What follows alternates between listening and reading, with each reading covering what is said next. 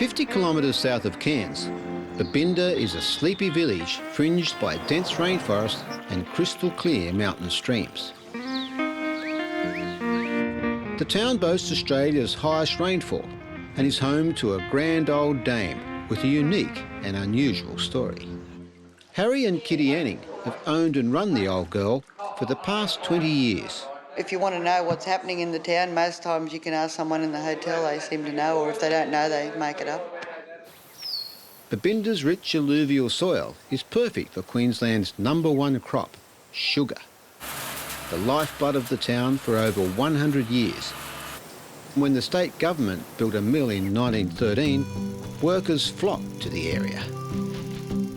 There was a huge population in Babinda. There was no machinery to cut the cane, so it all had to be done by hand. There'd be up to 40 people working on one farm. They'd all come to town on the weekend with their dollars and spend it on alcohol, and then they'd go back to work on a Monday morning.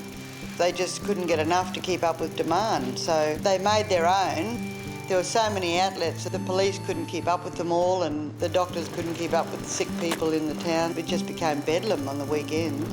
So in 1917, the state government built the Babinda State Hotel, one of only 2 government-built hotels in the whole country.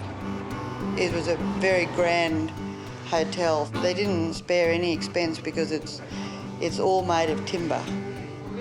Timbers like red cedar, silky oak, and the hardest of all, black pender, were sourced locally, materials rarely seen in today's constructions. It is beautiful timber, and we've tried to look after it as much as possible to showcase it because it does look beautiful. It is heritage listed, and we get a lot of tourists coming through just to look at the hotel. The hotel was designed as a showpiece and was a social centre of Babinda, as well as a major physical landmark in the town. It was the entertainment venue for important visitors, and Prime Ministers Hughes and Bruce were both greeted at civic receptions in the hotel. For Harry and Kitty, it's a 7 days a week operation, from being run off their feet to rainy Sunday afternoons. It's an interesting place, it's an interesting life. So while the rain keeps falling and the sugar keeps growing and the locals call in for a beer, the grand old dame of Babinda will be here for many a year.